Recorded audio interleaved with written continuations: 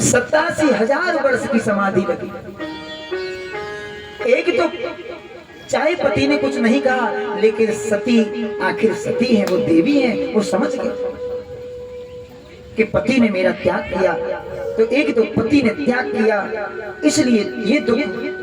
और पति समाधि में चले गए, बड़ी चिंता में वो समय बिताया। और जैसे ही 87,000 वर्ष तक व्यतीत हुए तो उन्होंने नेत्र खोले। भगवान शंकर ने नेत्र खोले और नेत्र खोलकर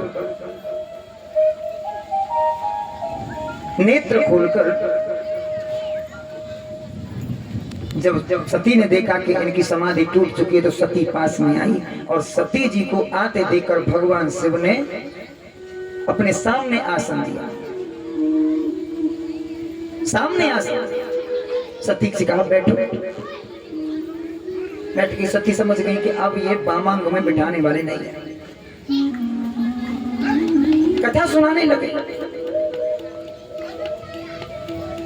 कथा सुना रहे।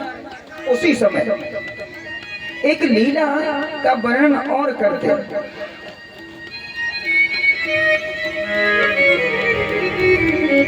दक्ष लिए मुनि बोल सब करन लगे बढ़ जा,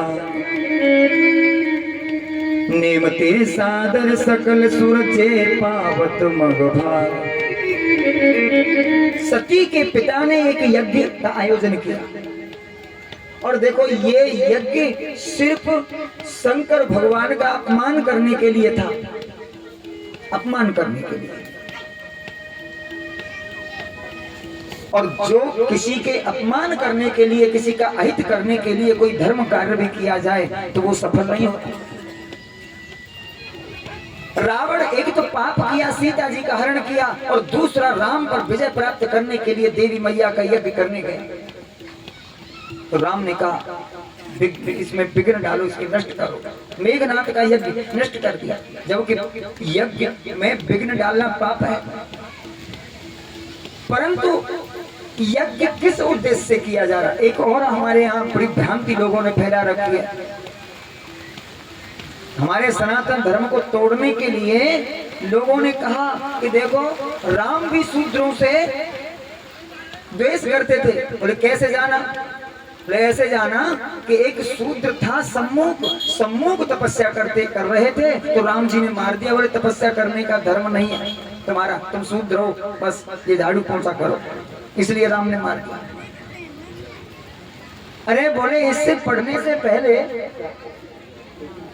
इस चीज को कहीं से सुनने से पहले पढ़ा कर। सभी हमारे जो निम्न श्रेणी के जो लोग हैं उनसे यही आग्रह करता हूं, पहले शास्त्र देखा करो। सम्मुख तपस्या कर रहा था, उसका उद्देश्य क्या था? बोले सशरीर स्वर्ग जाऊं, सशरीर स्वर्ग जाऊं, और बड़ी कठिन तपस्या कर रहा था। पेड़ पर उल्टा लटका हुआ था। उसकी कठिन तपस्या से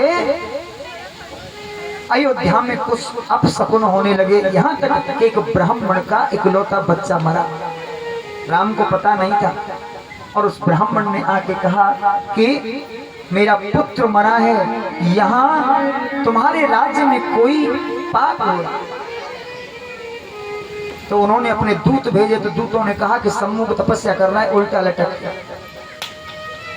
तब राम जी गए।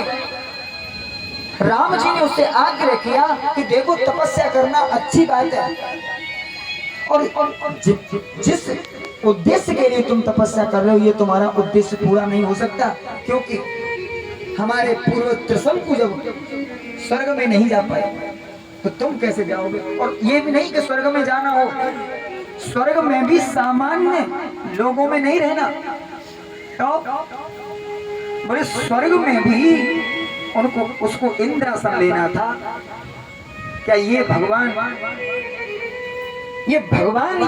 ये कभी बर्दाश्त करते हैं कि इंद्र के सिंहासन को कोई छीन ले? इसलिए सम्मुख का वध करना पड़ा।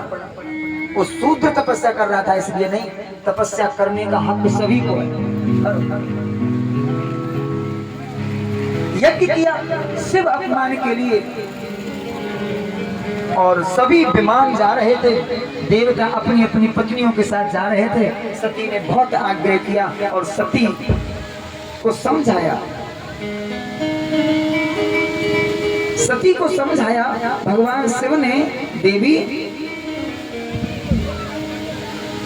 देखो हमारे लिए निमंत्रण नहीं है, सबके लिए निमंत्रण है, परंतु हमारे लिए कोई निमंत्रण नहीं है, इसलिए तुम वहां जाने की जिद मत करो।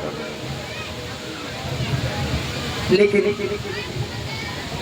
सती बोली आखिर हमारे लिए निमंत्रण क्यों नहीं है? निमंत्रण तो आया होगा, कोई दूत ही भूल गया होगा।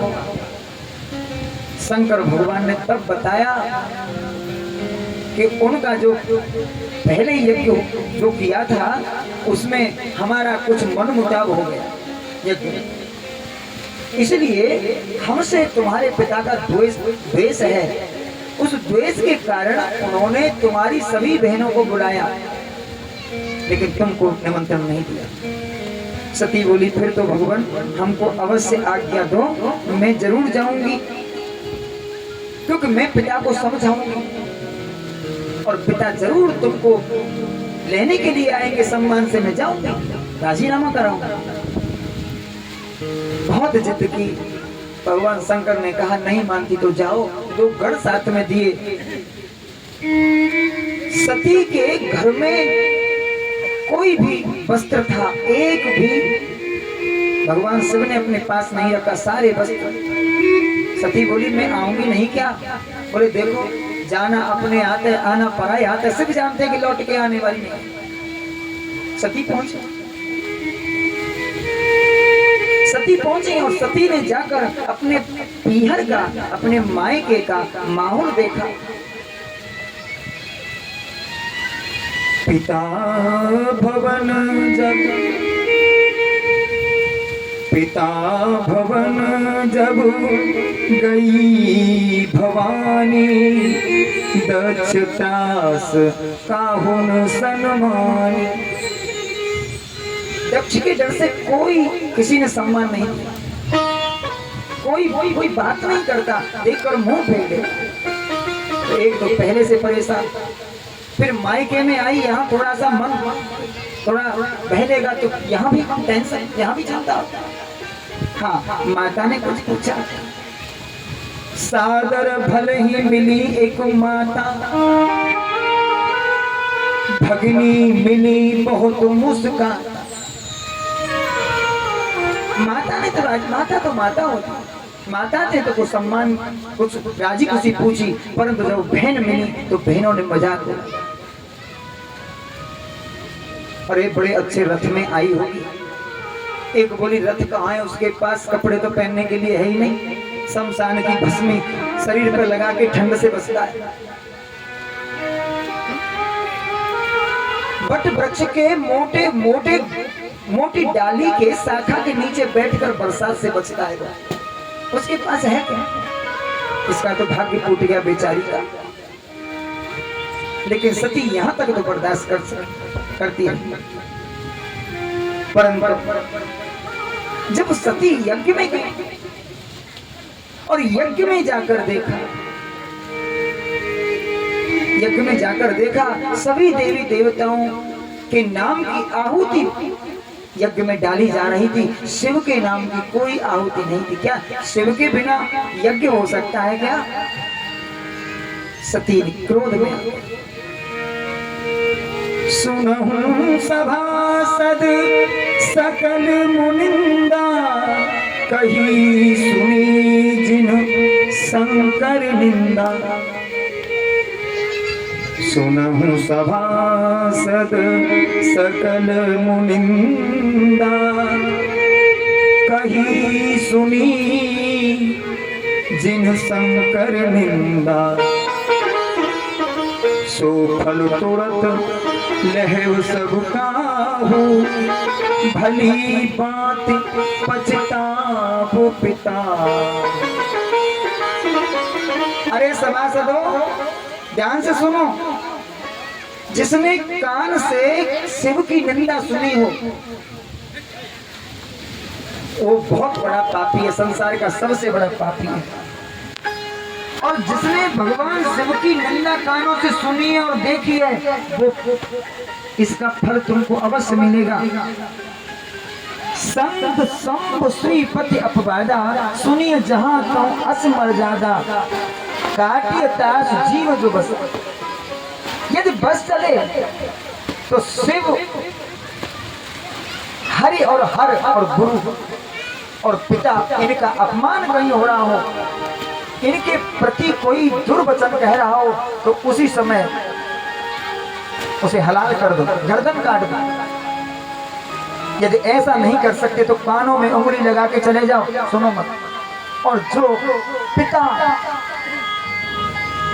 हरि हर और गुरु का जो अपमान देखता है और सुनता है, वो गौ हत्या है। गौ हत्या का जो पाप लगता है, वो उसे गुरु का अपमान, भगवान शिव और नारायण और गुरु का अपमान होते देखकर गौ की हत्या उसको लगती है। और बोली, हे पिता, पिता मंगमते निंदक तेहि, दक्षिशाक्र संभव जहते।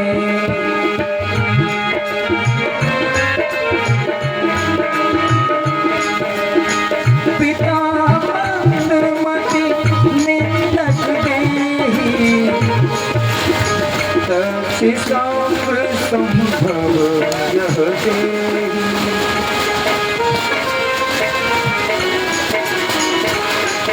शंकर भगवान